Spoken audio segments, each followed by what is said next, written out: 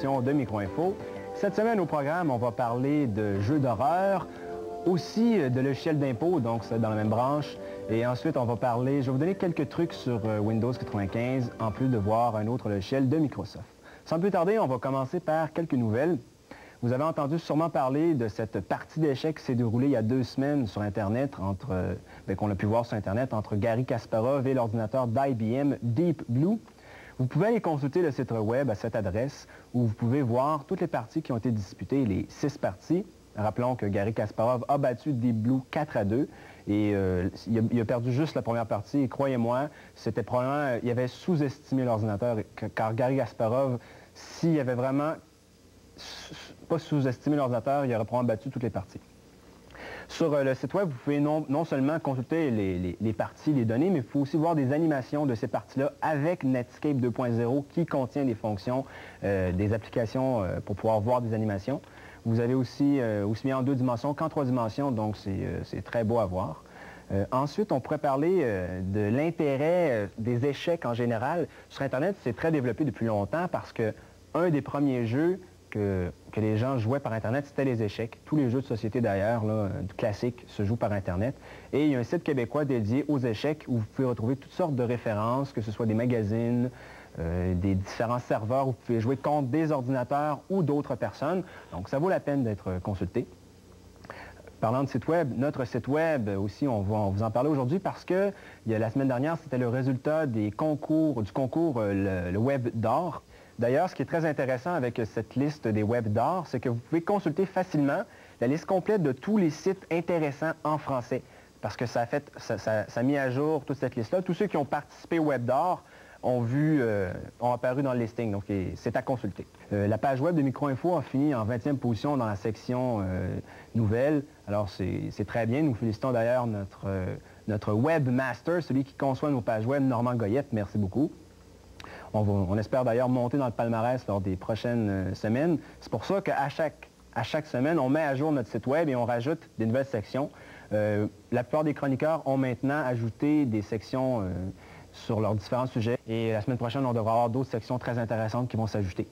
Vous avez aussi des solutions qui sont maintenant disponibles pour les jeux. Alors, les jeux dont on avait parlé la semaine dernière, Gabriel Knight 2 et Police Quest 5, vous pouvez vous procurer la solution, la lire sur Internet. Mais faites attention, les solutions, c'est à consulter avec bon escient parce que si vous la lisez au complet, vous allez perdre tout intérêt dans le jeu. Alors, si vous êtes vraiment bloqué, allez la consulter. Maintenant, on va passer à quelques trucs que vous qui sont utiles à savoir sur Windows 95. Un des premiers trucs que je dois vous montrer, c'est en cliquant sur le menu Démarrer dans la section Paramètres, Panneau de configuration. Vous avez 2 icônes qui sont très intéressants. Ajout de périphérique et ajout de suppression de programme. Dans l'ajout de programme, vous pouvez ajouter des programmes qui font partie de l'installation de Windows. Vous avez sûrement vu d'autres gens qui ont Windows comme vous et qui ont des applications que vous n'avez pas. Eh bien, il y a plusieurs applications qui ne sont pas installées souvent quand vous achetez un ordinateur que vous pouvez ajouter. Comme il y a des utilitaires pour le disque, vous avez d'autres utilitaires multimédia qui sont pas tous installés, comme on voit des effets sonores ici. Vous pouvez les installer facilement en cliquant dessus et en faisant OK. Un deuxième truc, vous allez dans le menu paramètres, la barre de tâches ici. La barre de tâches, c'est tout ce que vous avez en bas et le menu démarrer aussi ici. Vous allez dans la section programme du menu démarrer, la section avancée.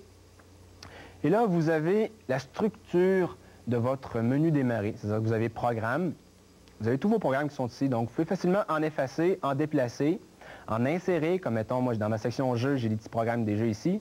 Je pourrais insérer des jeux dans cette section-là, les effacer, ce qui fait qu'ils apparaîtraient dans ma section programme, jeux. Ils sont tous ici. C'est ici qu'on peut organiser l'arborescence de notre menu démarrer. Un dernier truc qui est très inconnu et très méconnu, c'est celui de pouvoir copier des écrans entiers. Avec l'ordinateur, vous pesez sur la touche Imprime écran. Et en allant dans un programme de dessin ou votre programme de traitement de texte, vous pouvez facilement coller la page que vous venez de copier.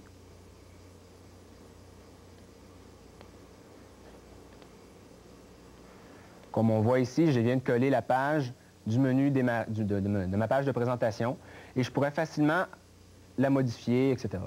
Maintenant, on s'en va retrouver Yves Rochefort qui va cette semaine nous parler de jeux d'horreur.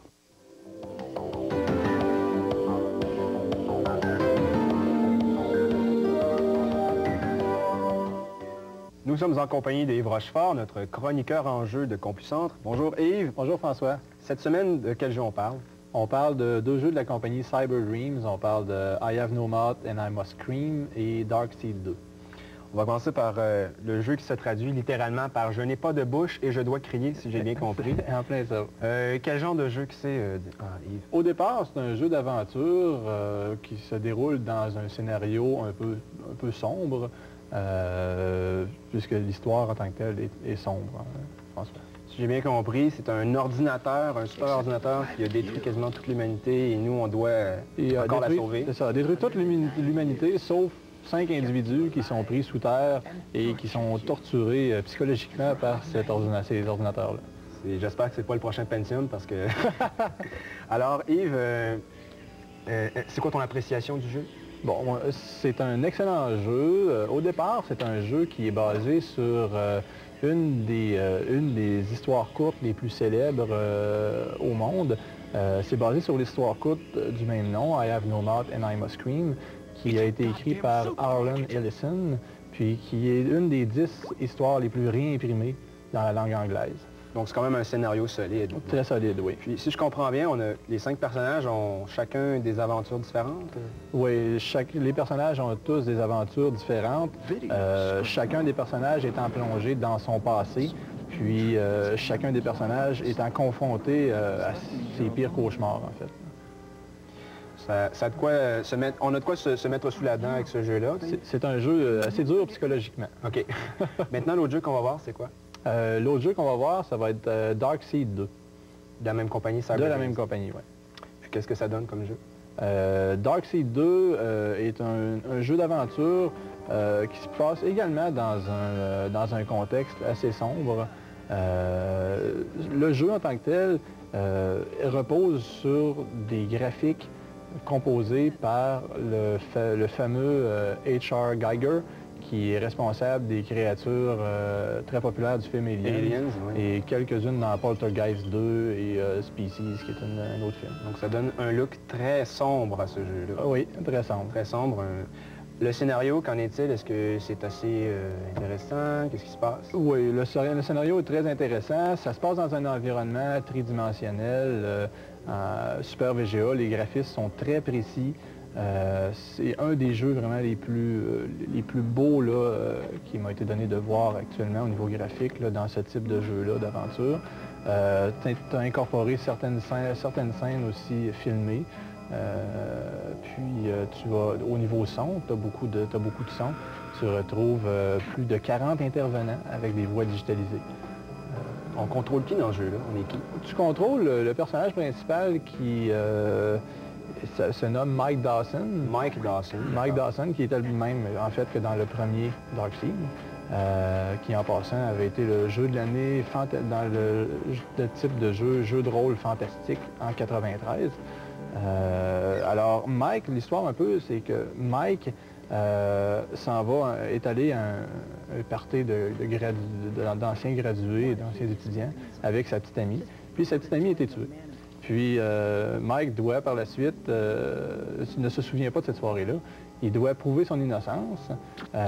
Pour prouver son innocence, il va fouiller chez ses voisins pour trouver toutes sortes d'indices. Puis là, il tombe dans le monde obscur.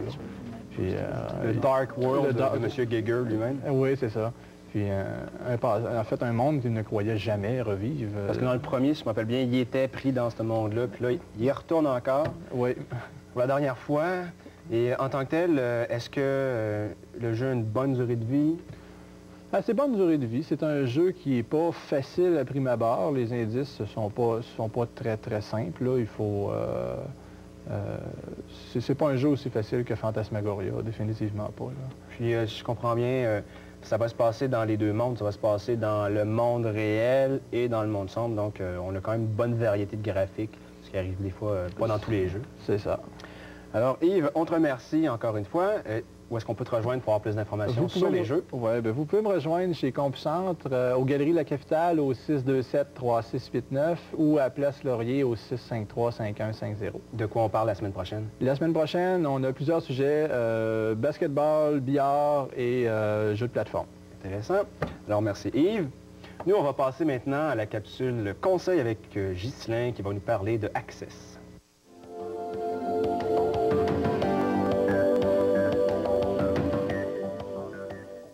Comme à chaque semaine, on a Ghislain Lévesque de Conforme pour notre capsule conseil. Bonjour Ghislain. Bonjour François. Cette semaine, de quel logiciel on va parler? Alors on parle d'Access, un gestionnaire de base de données, en fait un SGBD communément appelé. Une base de données, ça nous permet de placer de l'information dans des tables qui sont reliées entre elles. Et le but de tout ça, c'est tout simplement de gérer de l'information comme une liste de jeux, par exemple, des réservations, de la facturation, une liste de clients, de produits, des recettes, des choses comme ça. Et pourquoi on n'utilise pas, je sais pas, un logiciel comme Excel ou Word pour faire ce genre de liste-là? En quoi Access est utile? En fait, la différence, c'est que Access va nous permettre de gérer une quantité d'informations beaucoup plus grande. Dans le cas de Word, par exemple, la limite principale se situe au niveau de la recherche. En fait, je peux très bien retrouver dans un texte une personne qui s'appelle Tremblay, mais je peux difficilement trouver une personne qui s'appelle Tremblay de la région de Québec qui est âgée entre 20 et 30 ans. Alors, ce que je peux faire avec Access. Excel, lui, possède ces fonctionnalités-là. Par contre, il est restreint au niveau de la quantité d'informations, ce que Access fait très bien. En plus de ça, Access, ce qu'il fait, c'est qu'il nous permet, lors de la saisie, de valider les informations. Ça veut dire que je peux éviter, par exemple, d'avoir deux clients avec le même numéro, de vendre un produit qui est inexistant ou qui n'est pas en stock, de valider, par exemple, une date de naissance pour qu'elle soit plus élevée que la date du jour. Alors, des choses comme ça. OK. Peux-tu nous décrire un peu l'interface? Certainement. Alors, l'interface, c'est une interface Windows, donc une barre de menu, une barre d'outils, et la partie importante, c'est ce qu'on appelle la fenêtre base de données. Alors, ce qui est important, François, se situe ici à gauche, on appelle ça les onglets. Ces onglets-là nous permettent d'accéder aux différents modules qui existent à l'intérieur d'Access, donc les tables dans lesquelles on va saisir l'information, les requêtes dans lesquelles on va sélectionner les enregistrements en fonction de certains critères, les formulaires qui vont nous permettre de voir les données d'une façon différente, les états ou les rapports. Les deux derniers, macros et modules, c'est pour les utilisateurs un peu plus expérimentés, c'est qu'on peut automatiser certaines tâches. D'accord. C'est quoi les premières étapes qu'on doit faire lorsqu'on veut gérer des données? Alors, ce qui est important, et c'est ce que normalement les gens font en dernier, là, par expérience, les gens ont tendance à agir, puis après ça, à réfléchir sur les besoins, mais ce qui est important, c'est de faire l'inverse. C'est de bien réfléchir à qu'est-ce qu'on a de besoin, d'établir quels sont les besoins et les critères puis les contraintes. Par exemple, j'aimerais gérer une liste de clients, mais cette liste-là, est-ce que je veux l'avoir par ordre alphabétique, par numéro de client? Est-ce que j'aimerais les avoir par type de produit acheté? Donc, placer tout ça par écrit, faire une bonne analyse, et là, par la suite, on fait la conception des tables. OK. Tu mentionnais qu'on pouvait travailler sur une partie des données. De quelle façon tu procèdes, toi? Alors, lorsqu'on veut travailler sur une partie des données, ce qui est important, en fait, c'est les requêtes. Alors, la table contient les données au complet, mais les requêtes, si je vous montre ici une requête sur les employés, dans la table au point de départ, j'ai une quinzaine d'enregistrements. Par contre, à l'écran, présentement, j'en vois que 3. Et j'ai beaucoup plus de champs que ça. Si je vais voir ce qui est derrière, c'est que dans la fenêtre, j'ai sélectionné les champs que je voulais avoir et j'ai placé ici, dans la ligne critères, un critère, je voulais avoir seulement que les employés dont le nom de famille commençait par P. Donc, je peux restreindre les enregistrements sur lesquels je travaille à l'aide des requêtes. C'est comme ça que tu pourrais sortir la liste, mettons, de tous les Tremblay qui sont nés de telle date à telle date et qui ont acheté tel produit. C'est ça. Avec les Tremblay, on aurait une liste quand même importante. OK. À quoi ressemble à quoi ressemble un écran de saisie? L'écran de saisie nous permet de voir les données d'une façon différente. Alors, si on regarde ça ici, alors si je m'en vais en mode table, ce que je vois, c'est une grille. OK? Et je vois tous les enregistrements dans une grille. Par contre, quand je suis en mode formulaire, je peux disposer l'information d'une façon qui est beaucoup plus visuelle. Et si vous regardez, j'ai même des images à l'intérieur de cette table-là. C'est beaucoup plus facile à l'intérieur du formulaire de disposer tout ça et d'avoir une vue là, qui est... C'est une belle présentation. Oui, qui est beaucoup plus attrayante. Vous autres, chez Conforme, est-ce que vous pouvez aider les utilisateurs d'Access? Absolument. On peut aider ces gens-là, en fait, sous 3 formes différentes. Dans un premier temps, on peut soit leur donner une formation de groupe ou une formation adaptée à leurs besoins. Une autre chose qu'on fait très souvent, c'est qu'on assiste les gens dans le processus de conception. Alors, ils font le travail, on leur donne des petits trucs. Puis le troisième principe, c'est qu'on peut faire le développement là, complètement pour eux.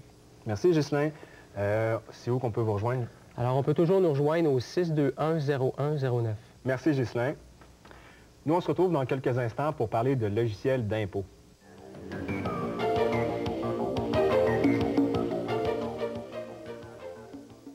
Je suis avec Luc Fortin, un de nos collaborateurs, qui cette semaine va nous parler de quelque chose de fatidique. Et oui, le moment est venu de remplir votre déclaration de revenus, mais il y a des logiciels qui peuvent nous aider, n'est-ce pas, Luc? Bien sûr. On va parler cette semaine de 2 logiciels, Impôt personnel et Impôt Vision, qui ont été lancés sur le marché pour faciliter le rapport d'impôt provincial et fédéral. Alors, le premier logiciel qu'on va parler, ça va être Impôt personnel, qui est un logiciel assez simple d'utilisation. Alors, quand on rentre dedans la première fois, ici, on a toute l'explication, comment fonctionnent les boutons. Donc, à chaque fois qu'on rentre à l'intérieur, si on a besoin d'aide, le point d'interrogation, si on veut faire des liens avec d'autres personnes dans notre famille, notre conjointe, nos enfants. Alors, c'est très simple à faire. Alors, on va faire, c'est qu'on va créer un formulaire et il y a 2 méthodes pour créer ce formulaire. Alors, soit qu'on peut y aller directement par formulaire si on a nos T4 ou autres papiers qu'on a, ou par l'orienteur qui, lui, peut nous aider à créer une déclaration d'impôt. Alors, on va y aller par l'orienteur parce que c'est assez simple à suivre. Alors, on a aussi du multimédia dans ça et vous allez voir que c'est quand même facile à suivre. Il n'est pas facile de se tenir au courant de toutes les subtilités de l'impôt. Vous avez certainement investi de nombreuses soirées à calculer et à recalculer divers scénarios. Vous avez sûrement dû compléter certaines annexes pour découvrir à la toute fin que vous n'étiez pas admissible à une déduction ou un crédit. Avec l'impôt personnel, tout cela fait partie du passé. Alors, on voit que partout, quand on va avoir des problèmes, la gentille demoiselle va nous apparaître pour pouvoir nous aider à continuer. C'est merveilleux. C'est merveilleux, c'est très, très facile. Alors, en haut, on a l'introduction qui va nous permettre, si on clique ici sur « Suivant », de rentrer l'information des gens. Alors, leur nom, leur adresse, et elle vient toujours nous dire qu'est-ce qu'il faut faire et où est-ce qu'on est rendu, qu'est-ce qu'on doit faire. Alors, ici, on va continuer. Ce qu'on peut faire dans la section ici, c'est importer les données, parce qu'à chaque année, les données peuvent être transportées, donc le nom, l'adresse, le numéro d'assurance sociale. Parce que l'impôt personnel, c'est quand même pas la première version. C'est pas la première version, exactement. Ensuite, on passe dans l'entrevue, qui est une des sections où on sert de saisir nos documents. Alors, on continue un petit peu plus rapidement. J'arrive ici, exemple, au Québec. Alors, si j'ai des déclarations pour le Québec, j'ai juste appuyé ici. Exemple, je peux faire des transferts, mon contribuable identifié, le sommaire de 94-95 pour pouvoir suivre le formulaire. Alors, si j'ai des exemples, des formulaires que je veux faire, tout ce que je peux faire, c'est de venir ici dans formulaire. Et exemple, si je veux aller remplir mon fédéral TP1, alors je viens ici et là, je vois tous les formulaires exactement qui sont disponibles. Les codes à n'y rien comprendre. Exactement. Donc, exemple, si vous êtes une personne salariée, on a le T4 qui est assez connu pour tout le monde. Alors, le T4 nous apparaît ici. J'écris le nom de l'employeur, blablabla. On écrit ensuite les revenus d'emploi. Et si on veut avoir de l'aide, on peut venir ici, exemple, sur la case. On double-clique sur la case et on est capable d'avoir un menu qui ça va s'effacer en haut pour nous donner l'information. Alors, impôt personnel est quand même très simple à utiliser. On voit qu'il y a beaucoup d'aides, beaucoup d'outils, c'est beaucoup multimédia, alors c'est quand même assez simple de l'utiliser. Et c'est l'échelle que je recommande pour peut-être les utilisateurs plus avancés là, de rapports d'impôt qui connaissent vraiment beaucoup ça. Et si on ne connaît rien à toutes ces déclarations et ces T4, est-ce qu'un logiciel peut nous aider? Bien, comme nous deux, on va utiliser cette année, il y a Impôt Vision qui est beaucoup plus simple à faire. Alors, on rentre présentement dans la page d'accès d'Impôt Vision. Alors, de la manière que ça fonctionne, c'est très facile. On clique ici sur « Nouveau » pour créer un nouvel utilisateur. Et là, la page entre. Alors, on écrit notre nom, notre prénom, notre numéro d'assurance sociale et notre date de naissance. Et on fait tout simplement OK. Alors, mon contribuable, monsieur, ici... oui, un beau nom. Je peux alors traiter son impôt. Nous allons rentrer dans le logiciel d'impôt et vous allez voir que c'est beaucoup plus simple d'utilisation que l'autre qu'on a vu tantôt. Alors ici, vous voyez, on a la déclaration comme tantôt, la même liste. Et ici, on marche donc au fédéral en haut et au provincial en bas. Alors les T1, les feuillets, les formulaires, les reçus, les grilles et listes. Alors si je viens dans mon feuillet de tantôt, mon formulaire T4 qu'on a vu dans l'autre déclaration, OK. On arrive dans l'ordinateur et vous voyez que ça ressemble pas mal au T4 qu'on reçoit de nos employeurs directement. Alors, on continue à écrire nos formulaires. On écrit tout simplement nos chiffres et c'est très, très simple d'utilisation. Et on peut faire des liens quand même assez rapides. Comme tantôt, si on a besoin d'aide, on peut double-cliquer dans le formulaire. Et on n'a pas de gentille demoiselle qui apparaît. Non, c'est moins multimédia que l'autre, mais par contre, c'est très, très visuel. Alors, quand on veut avoir beaucoup d'informations, c'est très facile à l'écran. Aussi, on peut faire les liens fédéral-provincial comme dans l'autre logiciel. Alors, si je clique ici, tout simplement, mon relevé 1 de provincial va apparaître. Avec tous les chiffres vont être transmis automatiquement et on n'a rien à faire. Pour valider le formulaire, on appuie sur le crochet, comme ça ici. Et on peut ensuite venir dans la déclaration du Québec ou du fédéral, c'est à notre choix. Et vous voyez que ça ressemble vraiment à la déclaration que normalement on recevrait par la poste. Et là, vous voyez, mon revenu théorique est venu s'inscrire ici. Alors, on peut aller jusqu'à la fin et voir là, facilement ce qu'on doit payer. Comme là, je dois 8 000 d'impôts. C'est pas réel. Alors, aussi, on a d'autres formules qu'on peut avoir, comme ici, le petit sac d'argent pour optimiser la déclaration. Alors, on peut faire un calcul pour optimiser la déclaration. Et vous allez voir, il est en train de l'optimiser pour me faire payer le moins d'impôts finalement. Alors, ces deux logiciels sont simples à utiliser. Impovision peut-être plus pour les débutants, Impôt personnel pour les avancés. Et c'est des logiciels qui sont quand même abordables. On parle de 25 $ chacun, alors c'est quand même pas cher. Impôt personnel est limité à 16 déclarations et Impovision, vous pouvez en faire autant que vous voulez. Il y a aussi un logiciel qui s'appelle QuickTax. QuickTax, qui est la version de Quicken, de logiciel d'impôt, qui vient juste aussi de sortir pour le provincial. Alors, on devrait recevoir ça dans les magasins prochainement. On fait suivre ça. Si j'ai besoin aussi d'un logiciel pour faire ma comptabilité, parce que bon, l'impôt, c'est bon une fois dans l'année, hein, oui. Heureusement.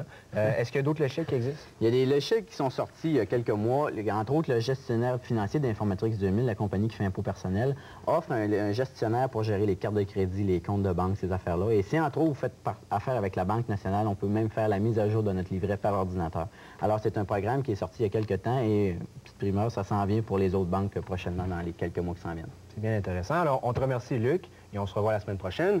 Nous, maintenant, on a un reportage à vous présenter sur la SIAC, le Salon d'informatique des affaires des gens de Québec.